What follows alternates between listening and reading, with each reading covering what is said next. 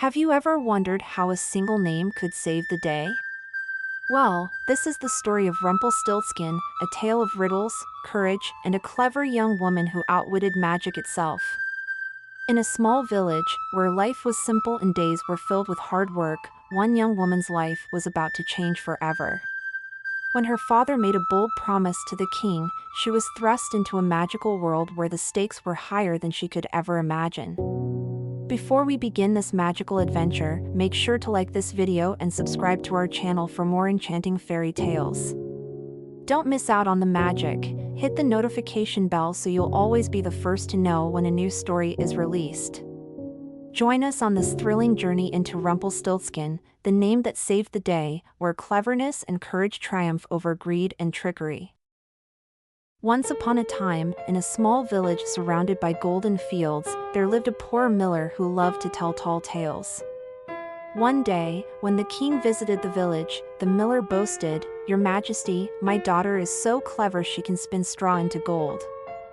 The king, intrigued and greedy, demanded that the miller's daughter come to the castle to prove her talent. The miller's daughter, named Clara, was kind and resourceful, but spinning straw into gold was impossible. Still, she had no choice but to obey. The next day, she was taken to the castle and locked in a small room filled with piles of straw and a spinning wheel. The king said, "If you can spin all this straw into gold by morning, I shall reward you greatly. But if you fail, you will pay the price." He left, locking the door behind him. As night fell, Clara sat by the spinning wheel, her hands trembling and tears streaming down her face. Suddenly, with a flash of golden light, a strange little man appeared. He was no taller than a child, with wild hair, a pointed nose, and sparkling eyes. "Why are you crying?" he asked in a high, cheerful voice. Clara explained her predicament, and the little man grinned. "I can spin this straw into gold for you, but you must give me something in return." Clara looked down at the necklace her mother had given her, the only valuable thing she owned.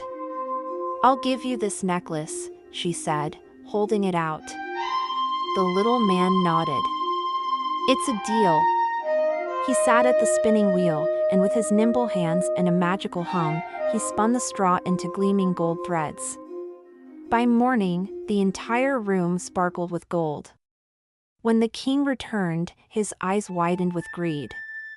"Amazing! But let us see if you can do it again." That evening, Clara was taken to a larger room filled with even more straw. The king said, "Spin all of this into gold by morning, and you shall have my favor. Fail, and you'll regret it." Once again, Clara sat by the spinning wheel, hopeless and afraid. And once again, the strange little man appeared.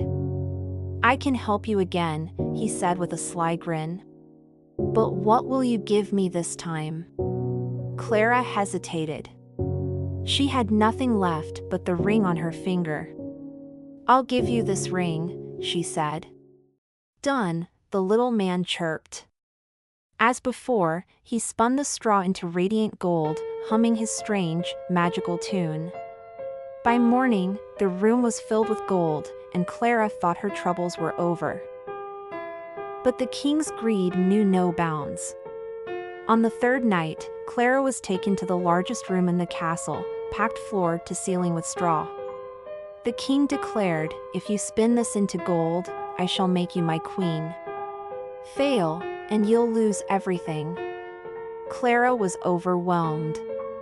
This time, the little man appeared even before she started crying. "You know the drill," he said, rubbing his hands together. "What will you give me?" Clara had nothing left. "I have nothing to offer," she said. The little man's eyes gleamed with mischief.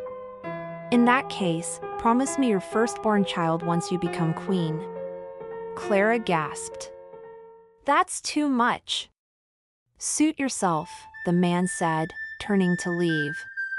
"Wait!" Clara cried. She thought of her family and her future and reluctantly agreed. "I promise." The little man grinned and began spinning the straw into gold, faster than ever. By morning, the room was filled with more gold than Clara had ever seen. True to his word, the king made Clara his queen. She lived a life of luxury, but the promise to the little man weighed heavily on her heart. A year later, Clara gave birth to a beautiful baby boy. She thought the little man might have forgotten their bargain, but one night, he appeared in the nursery. "I've come to claim what you promised," he said, reaching for the baby. Clara begged him to reconsider. "Please, don't take my child. I'll give you anything else." The little man thought for a moment and said, "Fine. I'll give you 3 days to guess my name. If you can figure it out, you may keep your child." For 3 days, Clara sent messengers across the kingdom to gather every name they could find. On the first day, she guessed common names like John, Peter, and Thomas, but the little man shook his head each time. "No, that's not my name." On the second day, she tried unusual names like Ezekiel, Bartholomew, and Percival. Still, the little man grinned and said, "No, no, no." On the third day, one of her messengers returned with strange news. "Your Majesty, I saw a peculiar man dancing in the forest near the castle. He was singing a strange song. Tonight, tonight, my plans I make. Tomorrow, tomorrow, the baby I take. The queen will never win the game. For Rumpelstiltskin is my name." Clara's heart leapt with hope. That night, the little man returned. His grin was wider than ever. "Well, Queen Clara," he said, "have you guessed my name?" Clara pretended to be unsure. "Is it George? No? How about Hugo?" The little man laughed. "Wrong again." Finally, Clara smiled and said, "Is it Rumpelstiltskin?" The little man's face twisted in shock and fury. "Who told you that?" he shrieked. He stomped his foot so hard that it cracked the floor. With a flash of light, he vanished, never to be seen again.